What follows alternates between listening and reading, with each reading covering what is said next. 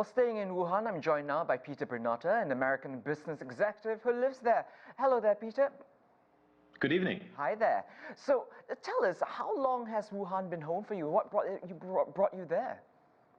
Well, actually, I've been coming to Wuhan for almost 6 years now, and I moved here permanently in August of the year prior as a result of marriage and an interest in experiencing life again in Asia. Ah, very nice. So, as the outbreak was getting more serious about this time last year, many left Wuhan while they still could. Why didn't you? Well, actually, it was a very unusual circumstance. My wife and I had gone on holiday with the Lunar New Year, and we were heading into the south. We were in Changsha in Hunan. And then she got notification that her father had died, so we turned around and started driving back toward Wuhan.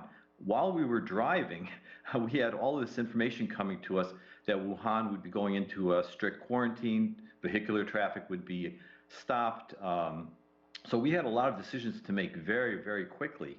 And arriving in Wuhan, we noticed that the streets already were emptied out, and it wasn't just the Lunar New Year exodus that occurs typically throughout the major cities in China, but actually they started stopping vehicles from moving in and out of the city at that time. So while she handled the funeral arrangements, I handled some of the domestic considerations at home, and then we started, considering that we would be in Wuhan rather than on vacation for some period of time. Right. So what was the city like with movements so restricted?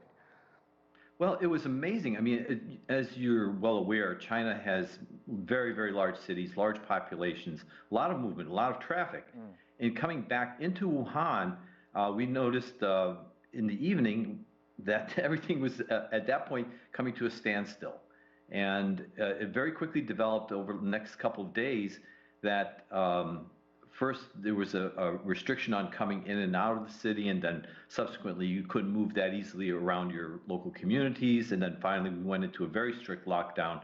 We were primarily restricted to our residential areas. So it was a very dramatic change. It happened over the period of about 3-4 days, and then definitely locked in about a week. Right. So whereas days became weeks and weeks became months, what went through your mind and what kept you going?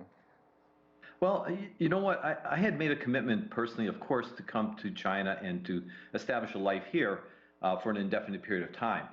I mean, we had a discussion about possibly going back to the United States and spending some time there until this blew over, but then in the end made a decision to stay local, mostly because of family considerations on my wife's side, but also it was something that I wasn't particularly threatened by. I think that we were taking sufficient precautionary measures not to have a strong sense of worry and just responding to circumstances as they developed. So, what is life like? That's what everyone wants to know. What's life since then? Is everything back to normal now? Well, it is and it isn't. In a lot of ways, the dynamism of the city has returned. There's obviously, we're back into traffic, we're back into business as usual to a great extent. As in a prior segment on this show indicated, most of the people now have returned to wearing masks. We did go through a period of a couple of months, I would say, where mask wearing was not essential or not required. And I think in a lot of ways, we're starting to go back into a partial caution based on what's happening throughout the world and throughout the rest of China, not particularly in Wuhan. I mean, we're not seeing incidents locally. But mask wearing, as was indicated, is again very, very common. And in fact, I would say it's probably about 99% compliance if you're outside of your home and inside your business. You may wear it, you may not. It depends on the circumstances there individually.